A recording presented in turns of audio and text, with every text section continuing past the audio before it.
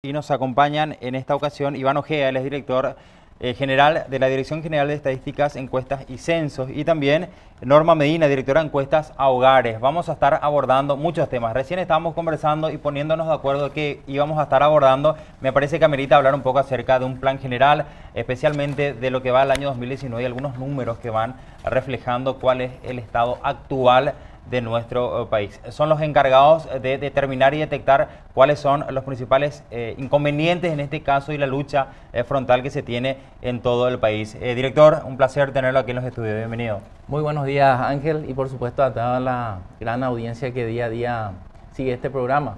Asimismo, estamos acá con Norma, la directora de encuestas, para comentar un poco a la ciudadanía qué es lo que venimos haciendo en la Dirección General de Estadísticas, Encuestas y Censos. Asimismo, nosotros tenemos un producto, una operación estadística que es la encuesta permanente de hogares, que por tercer año consecutivo se realiza durante todo el año. Llegamos a cerca de 18.000 hogares en toda la República con cortes trimestrales. Estos cortes trimestrales son cuando llegamos a alrededor de 400 hogares, ¿verdad? Y a partir de esta encuesta nosotros tenemos información en varias dimensiones de lo que es el hogar. Medimos la calidad de vida de nuestros conciudadanos, medimos su acceso a salud, también medimos el acceso a educación, sabemos si estuvo enfermo, no estuvo enfermo, qué grado de alfabetismo también tiene. Tenemos también un módulo de TICS, medimos para qué usa la gente la tecnología, qué acceso tiene a Internet, qué uso le da a Internet. Y entonces con este producto estadístico tenemos una serie de informaciones muy, digamos, sustanciales para la toma de decisiones en políticas públicas. Medimos también lo que es pobreza, como hace 20 años se mide la pobreza en el Paraguay. Hoy estamos con algunos cambios de paradigma que queremos plantear también, que vamos a contar en el transcurso de lo que va a ser el programa. Y por supuesto también algunas operaciones estadísticas que tenemos planificadas con otras instituciones que también vamos a comentarles a la audiencia. Pero acá aprovecho un poco este espacio para decirle a la ciudadanía que le reciba a nuestros encuestadores en sus casas, que les abran las puertas de su casa. Ellos están debidamente identificados siempre, tienen un carnet identificatorio, ellos tienen un chaleco con los logos de la institución, y que el ciudadano sepa también de que nosotros protegemos su información. Por el secreto estadístico no revelamos nunca la fuente de nuestra información. Entonces el ciudadano puede contar, puede responder todas las cuestiones que nosotros le, digamos, preguntemos, y nunca vamos a revelar el nombre y el apellido o el número de cédula del informante. Esto también está protegido por el secreto estadístico, que viene a constituir una buena práctica estadística en los manuales de Naciones Unidas y OCDE. Bueno, excelente. Tocamos básicamente los temas que vamos a estar desarrollando, Iván, y me pareció importante, y eso te voy a estar planteando después, porque me parece que todo parte a partir de la buena comunicación. Es que la gente, por el temor natural, por lo que estamos viviendo, es como que uno no quiere contestar, mucho menos recibir a alguien en su casa. Cuando usted mencionaba esto, la señora Norma decía sí, porque eso le pasa seguramente, es muy común para ustedes, y son los problemas que van teniendo para poder recabar datos. Otra consulta que la gente particularmente se hace: pero ¿cómo toman las muestras si en mi casa nunca me llamaron o me visitaron? Existe un método estadístico, una herramienta que son las muestras, ¿cómo se hacen? Vamos a estar hablando también, pero antes le quiero saludar, señora Norma. ¿Cómo le va? Bienvenida. Muy buenos días a vos y a toda la audiencia, y como dijo el director, a mi cargo está esta encuesta de condiciones de vida, que es la fuente principal de la información que trimestralmente publicamos sobre el empleo, anualmente sobre pobreza y sobre informalidad y todas las dimensiones del bienestar de la población paraguaya. ¿Cuáles son los parámetros que se tienen en cuenta, Norma, para poder plantear una encuesta, para poder recoger datos que finalmente le puede llevar a concluir lo más certero posible de acuerdo a la muestra que tienen? Y lo primero que uno plantea cuando va a hacer un diseño, una encuesta por muestreo, es ¿para qué quiero? Entonces, en primer lugar, se tiene que plantear un objetivo, qué es lo que quiero medir, y en función a lo que quiero medir, lo que veo es qué probabilidad, o sea, a cuántas personas, a cuántos hogares debo seleccionar para medir ese objetivo, ese indicador.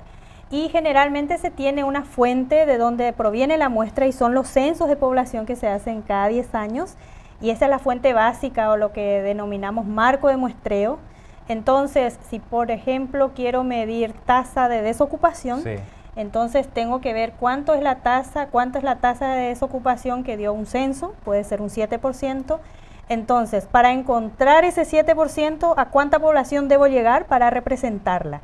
Y así como la desocupación, voy viendo cada indicador que quiero medir en la encuesta y con cada indicador tengo que ver cuántas muestras necesito para representarla. Y de todos los indicadores elijo la muestra más grande, que justamente es la que va a permitir ver todos los indicadores. Hay una metodología estadística que se basa en la teoría de la probabilidad. Sí. Entonces, en función a esa fórmula o a esa metodología, yo voy estableciendo la cantidad muestral necesaria. Y que al final también está muy sujeto al presupuesto disponible para hacerlo. Cuanto más muestras tenga, menos error muestral cometo.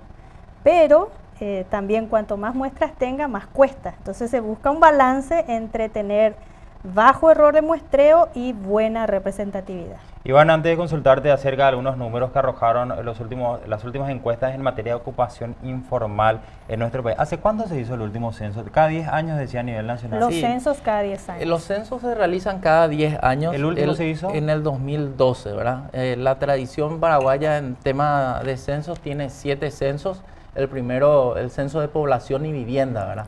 El primero fue en el año 1950 y el segundo fue en el 62 y a partir de ahí se mantuvieron 10 años en cada operativo de censo, ¿verdad? ¿No se Nosotros debería estamos- recortar, Iván, ese? ¿O está bien 10 años? 10 años es lo que digamos, la teoría recomienda, ¿verdad? Y hay que entender también que nosotros nos movemos dentro de lo que es la Conferencia Estadística de las Américas, ¿verdad? Dentro del sistema de Naciones Unidas. Entonces se habla de la ronda censal del año 0, ¿verdad? Lo ideal es que cada país haga en el año 0, ¿verdad? Muchas veces por una cuestión de presupuesto o también porque no se cumplen los 10 años, nosotros hacemos 2 años después del año 0, ¿verdad? Lo recomendable es que sea un año o 2 años antes o después del año 0. El año terminado en 0. El año terminado en 0. 2022 en este caso sería 2020 22, hubiese ¿verdad? sido lo ideal. lo ideal. Pero en este Sí. caso se va a hacer el 2022 por una cuestión de cumplir la década, ¿no? Es así mismo. Y esto también hace que seamos comparables con otros países, ¿verdad? Por eso hablamos de la ronda. ¿Qué implica la ronda? Que en todo el mundo se hace en el año terminado en 0 o un año o 2 años antes o después, ¿verdad? Al Paraguay nos toca el año 2022 y ya estamos trabajando a partir de seminarios internacionales donde hemos participado y hemos escuchado la experiencia de los otros países también.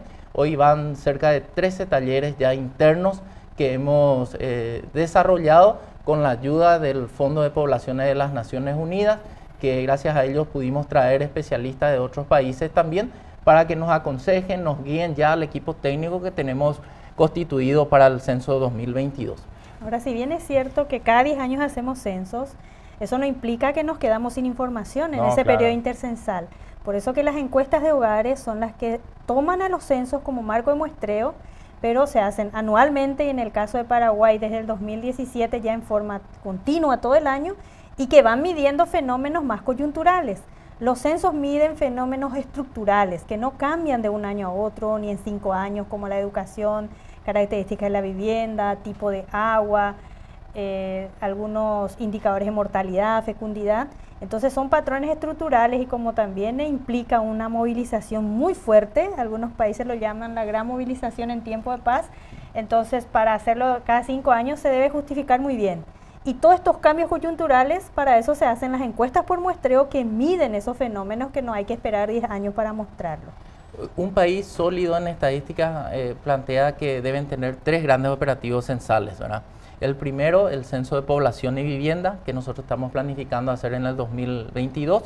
El censo agropecuario, que mide un poco las condiciones y, digamos, el desarrollo económico de las unidades económicas del sector agropecuario, que es un proceso que está liderado por el Ministerio de Agricultura y Ganadería y nosotros acompañamos como comité técnico. Y el otro tipo de censo es el censo económico, ¿verdad? Que también posiblemente si tenemos financiamiento estaríamos realizando después en 2-3 años, ¿verdad? El primer censo económico se hizo en el año 64, el segundo fue en el año 2011 y a partir de ahí también encuestas que miden las condiciones económicas o el desarrollo económico de las micro y pequeñas empresas y las grandes, por supuesto, ¿verdad? Siempre limitado por el tema presupuestario también. Iván, a la hora de conocer, por ejemplo, algunos datos que me gustaría que si pueden compartir, si tienen los números acá o al menos en materia de probabilidad, de números exactos, no sé si se puede, pero ¿qué se tiene en cuenta para medir la pobreza extrema y la pobreza en nuestro país actualmente? ¿Y cuáles son los números que tienen los últimos? Sí.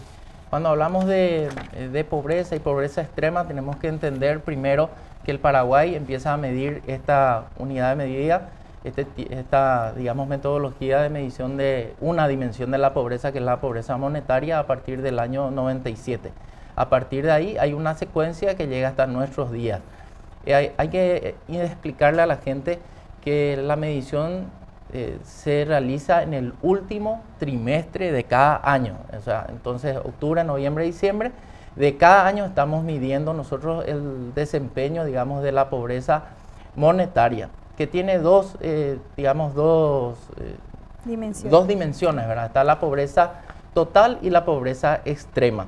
¿Qué es lo que mide la pobreza extrema? Es si es que ese ciudadano, ese hogar, tiene el dinero suficiente como para medir o como para comprar una canasta básica de alimentos, solamente alimentos que, digamos, contengan las calorías mínimas para una vida digna. Y cuando hablamos de pobreza total, medimos si es que ese ciudadano tiene el ingreso necesario para cubrir esa canasta básica de alimentos y también una pequeña canasta básica de consumo, que ya incluye algunos tipos de servicios, ¿no?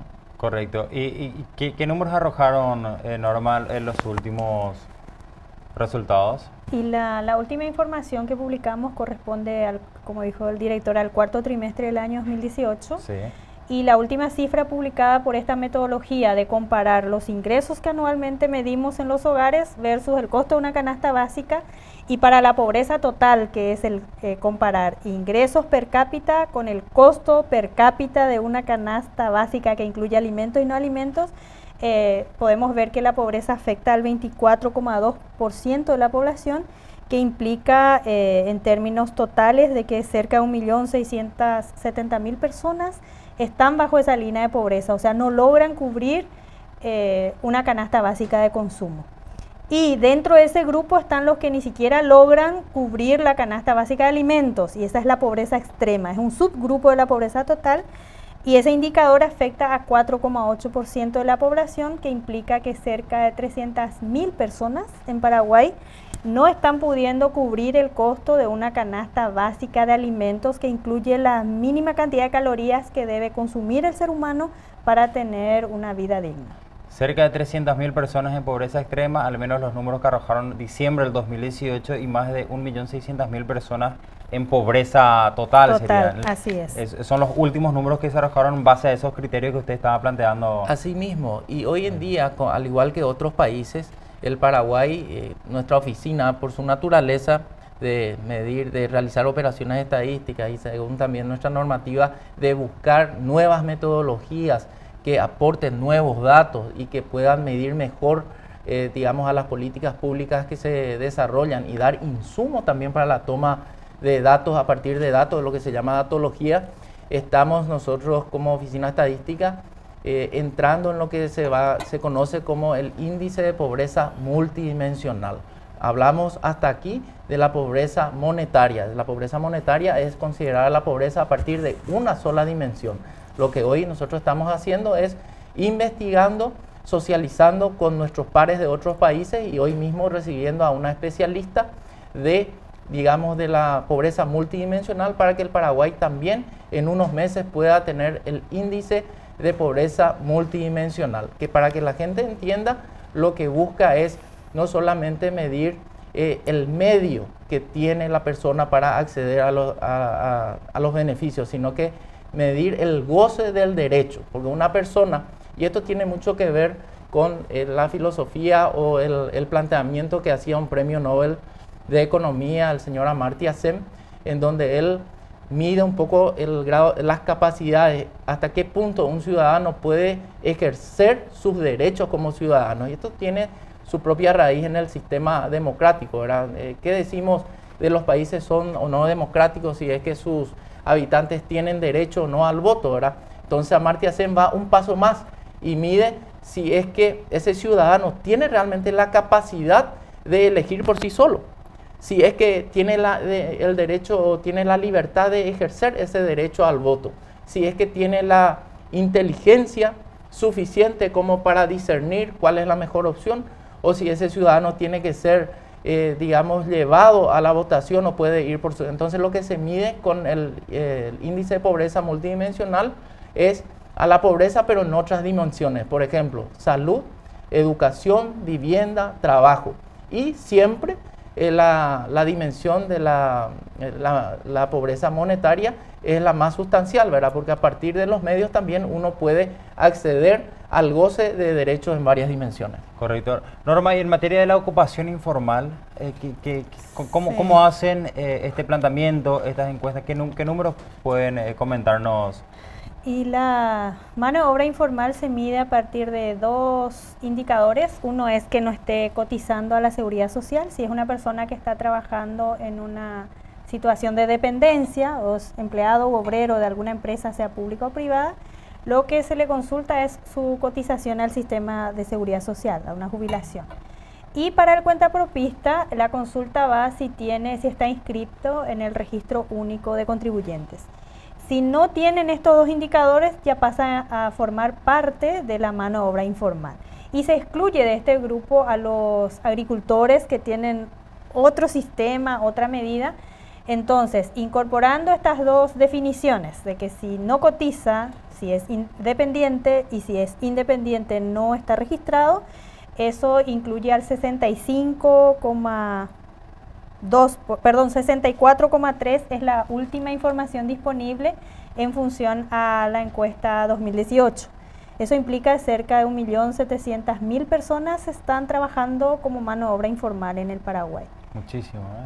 Son números realmente altos. Y si incorporáramos el sector primario, la agricultura, ese número iba a ser mucho más, incluso más del 80%. Ahora, comparativamente, entre el 2017 y el 2018, se notó una leve reducción, porque en el 2017 nosotros teníamos una incidencia del 65,3%, y para el 2017 era esa cifra, y para el 2018 llega a 64,3%, 1%. Ahora, ¿quiénes son los que redujeron? Vimos que eran justamente empleados domésticos. Sí. Y otro eran obreros privados que sí, y también los públicos, algunos empleados públicos que entraron a cotizar, y eso hizo esta leve reducción del 65 a 64%. Acá, por ejemplo, hay que comentar, ¿verdad? Porque estuvo en debate en estos días el tema del trabajo doméstico, ¿verdad? El derecho del salario mínimo, etcétera, ¿verdad? Esta ley es del año 2015, ¿verdad? Y a partir de ese año hay una reducción. Hoy el 93% de las digamos, de las personas que realizan el servicio doméstico todavía está en la informalidad, pero esto estaba en un 100% antes de la ley, ¿verdad? Entonces hay una reducción que es todavía mínima, pero ya hay avances en ese respecto, ¿verdad? Entonces la ley sí tuvo un efecto positivo en la formalización, digamos, del servicio doméstico. Llevan dos cuestiones. Como una persona, en mi caso, si yo estoy interesado en conocer más números, porque ahora tocamos algunos temas y tienen muchísimos temas para compartir seguramente, ¿cómo hacen? Ingresan al portal digital que tienen dentro de la dirección. Hay opciones que me dan de repente la facilidad de poder ingresar en un tema que de repente a mí me interesa y me gustaría saber un poco más. Le doy un clic y ya tengo algunos números, ¿o cómo tengo que hacer? Así mismo es. Nosotros tenemos una página web, un portal web que es www.dgec, que son las iniciales de la oficina, Dirección General de Estadísticas, Encuestas y Censo, dgec.go.py. Entrando ahí pueden acceder a todas las publicaciones que hacemos de manera trimestral o de manera anual, y también pueden acceder a un calendario. Dentro de las buenas prácticas estadísticas, nosotros adoptamos en la gestión la calendarización, de manera de que la ciudadanía, los investigadores y cualquier persona interesada sepa qué publicaciones en qué semana del año vamos a realizar. Y no solamente eso, sino que hoy dentro de lo que conocemos como los Objetivos de Desarrollo Sostenible, el Paraguay ha ratificado este compromiso en la Cumbre Iberoamericana de las Américas, donde estuvo el presidente de la República ratificando la Agenda 2030. Pero nuestra oficina es la oficina técnica, digamos, de esta comisión ODS Paraguay, en donde saben la gente que está la Cancillería, el Ministerio de Hacienda, la Secretaría Técnica de Planificación, la Unidad Técnica del Gabinete Civil también. El Paraguay, a partir del mes de marzo, tiene un portal ODS, donde cualquier ciudadano puede entrar y verificar también el grado de avance o de construcción de estos indicadores, ¿verdad? Son 17 indicadores que tienen que ver con el ambiente, con el tema social, ambiental también y económico de todo el mundo. Son 193 países que han llegado a un consenso de definir 17 objetivos de desarrollo sostenible y 234 metas. Una pregunta final por una cuestión de tiempo y para los dos. ¿Cómo hacen para recabar los datos siendo que las personas, al menos que están siendo seleccionadas por una cuestión técnica de una herramienta así de muestreo, se rehúsan a recibir a los encuestadores o atender el teléfono o cual sea la metodología? Cuesta entonces poder recabar y que tengan finalmente el resultado veraz del trabajo, ¿no? O sea, entonces me parece, ¿cuál es la recomendación o cómo hacen para poder recabar esos datos siendo que las personas no están en condiciones de poder aceptar o responder sus preguntas? Enorme, Iván. El problema más grande que tenemos no es el rechazo afecta al 5% de nuestra muestra. El problema más grande es la no respuesta por no encontrarles a las personas que residen en esa vivienda, ya sea por el trabajo o por cualquier movilidad que tenga la persona. Y lo que tenemos es una estrategia especial. El encuestador tiene que conseguir una entrevista con esa persona a la hora que esa persona esté disponible. No trabajamos en horario de oficina, nos vamos más los sábados, los domingos, quizás en hora de las noches. Horario nocturno para poder lograr la entrevista. Y ciertamente, como son demasiadas variables las que preguntamos, porque preguntamos sobre la conformación del hogar, las características de la vivienda, el tipo de empleo, las características del empleo, los ingresos, si tiene acceso a la tecnología, si tiene seguro de salud, si qué tipo de educación tienen, o sea, son demasiados temas que hace que la encuesta sea larga, y lo que hacemos es procurar hablar directamente con la persona y que la persona responda por sí misma sobre todas esas preguntas que son más individuales, como las características del empleo. Y tenemos una estrategia específica, y lo que hizo el director al principio es lo que nos hace falta, porque es como comunicar a la gente que estamos haciendo esta encuesta, pero esta comunicación tampoco puede ser tan masiva, porque llegamos a 4.000 hogares de las 1.600.000 trimestralmente. Al final llegamos a 18.000 en todo el año, y a veces también genera una ansiedad, que a muy pocas viviendas llegamos. Entonces, si hacemos mucha comunicación, creen que todas las viviendas van a ser entrevistadas, y en realidad la muestra es pequeña, claro, porque el fenómeno estudiado no exige tanta muestra para poder hacer una inferencia a nivel país.